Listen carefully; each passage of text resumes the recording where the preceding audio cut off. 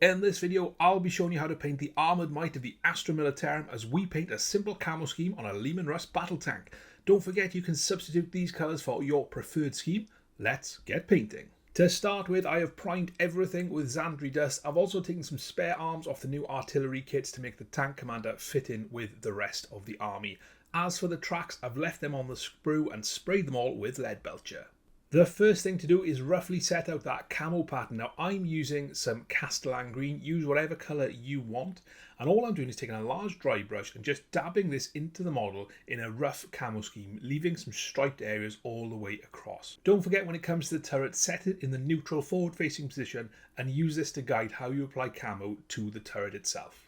Next up, I take a normal brush and Castellan Green and go around the edges, tidying it all up to make it nice and smooth, or jagged if you're doing some urban camo. Now, this is probably the most time consuming step on the entire part of the model, so just take your time, make sure it's nice and tidy and you've got adequate splits between the Zandri Dust, which are the lighter stripes, and the darker Castellan Green stripes.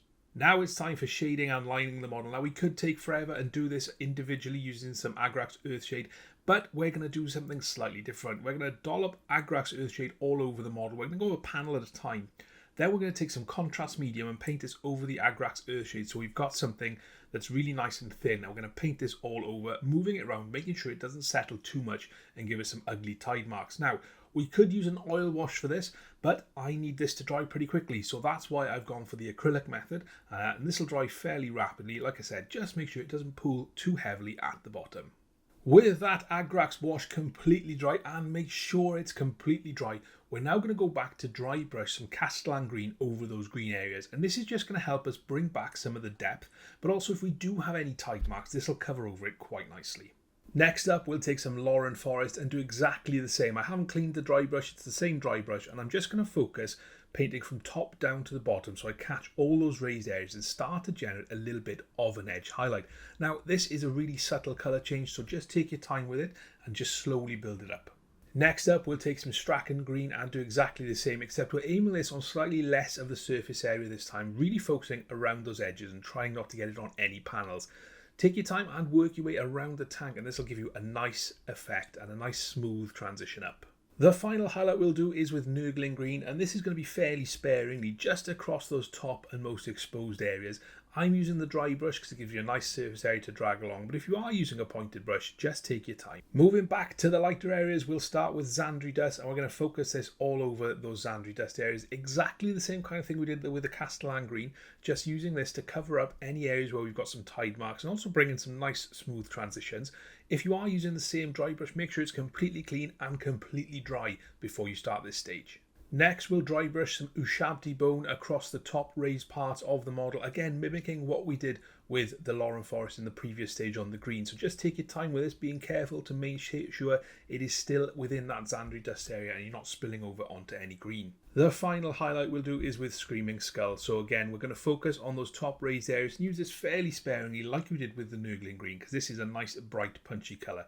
So take your time, focus on those top edges, and if you do make any mistakes, you can always paint over it with some thinned down Zandri Dust. We'll paint all the black bits next, such as the weapon casing, the smoke launchers, as well as the rotary columns for the heavy bolters on the sponsons and the engine casing on the back. Now, I want a matte black for this, so I'm using AK Intense Black, which actually covers fantastically well when it's thinned down, but you can use whatever black you've got. Just take your time around those bits you've already finished. We can get some really nice edge highlighting done now using Mechanicus Grey and the tip of your brush. Just drag it along all those sharp edges on the black parts we've just painted and you get a really nice highlight. Make sure you haven't got too much on your brush and that you pull it into a nice point. To get some extra pop on the black areas, we'll just take a little bit of Administratum Grey. And what we're looking to do, make sure we haven't got too much on our brush, and we're just looking to catch those edges that face upwards. So really only the top edges, and this will give you a nice bright light that you'll be able to see from quite a distance. We'll base all of the metallics next, and the colour I'm using is dark aluminium from the Vallejo metal colour range. Now you can use lead belcher if you've got that, Iron Warriors if you want something a little darker. If you're not sure what bits to paint, check the box art where I've got the barrel of the gun, I've got the barrel of the heavy bolters, some of the design elements such as the laurel wreath on the engine cover. Don't worry about the exhaust though, we'll do them later.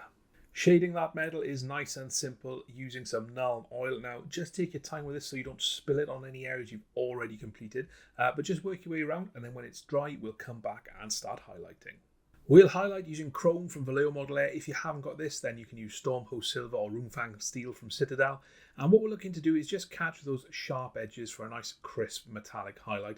Just take your time with this, make sure you've got a decent point on your brush and that you're pulling it along those edges. Next up, we'll stipple some black onto the vents to give the impression of some smoke coming out there. Now I want a really matte black, so I'm using coal black from Procryl. You can use whatever black you've got, just make sure it's matte. For any searchlights, we first need to base the lens with white. Now I'm going to use Corax White, which is quite lumpy and quite horrible out of the pot, but with a little bit of water, it thins down nicely and it's got great coverage. Once that's dry, I'm going to take some titanium white from Procryl. Again, you can use whatever white you've got, and I'm just going to highlight the sort of top half of the lens. And then once that's completely dry, I'm going to make it nice and bright and yellow. And the colour I'm going to use is IronJawz Yellow. And I'm just going to paint this all over. If you want to use a different colour for your lens, then feel free. But I want something nice and bright like this. While we wait for that to dry, let's get started on the tracks. So the first thing we want to do is cover them in Agrax Earthshade, making sure we really work it into all those recessed areas. Now, I'm only worrying about painting the bit that you'll actually see here. So I'm not worried about painting the underside, just the front side. Then take some really thin down scrag brown paint. Now I'm talking 3 or 4 parts water to paint here, so it's really nice and thin. And I'm just going to wash this all over those areas to give a really nice rust effect. Make sure that Agrax is completely dry, and then make sure this scrag brown is completely dry before we go on to the next step. Finally, dry brush all of those tracks using some either Necron compound or one of the other silvers that you've got, and just lightly dry brush this around those areas. It'll pick up the bits that are in contact with the ground where the little bits of rust is likely to fall off, but leaving it in the recesses. Again, make sure it's completely dry before you start this stage. To paint the exhaust, we're going to give them a rusty, weathered effect. So the first thing to do is take some Typhus Corrosion and paint this all over the exhaust stack. So that's the tube at the top, as well as the stacks that attach to the tank. While we've got that Typhus Corrosion out, let's make a start on weathering the bottom of the tank. So all we're going to do is take some Typhus Corrosion, make sure you're using an old brush for this, and paint it on the bottom area of the tank.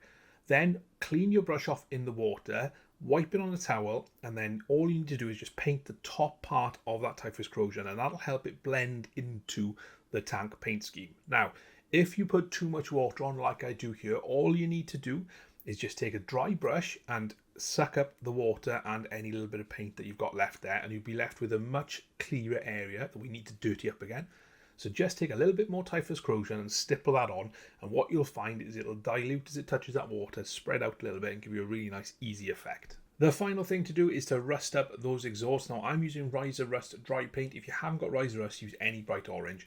And all we're looking to do is just dry brush over that Typhus Corrosion on the exhaust stack. Again, make sure it's completely dry before you start this stage, and start off lightly and then slowly build up the amount of rust till you get the brightness effect that you desire. If you want to dull it down after, you can pop some Agrax Earthshade on it, but I'm really happy with how this looks. And there we have it, we are done. This tank is ready to trundle onto the tabletop and destroy the enemies of the Emperor of Mankind. I really hope you enjoyed the video. If you want to know how to paint the tank commander, then check out this video here where it'll show you everything you need. Otherwise, thanks for watching. I'll see you next time.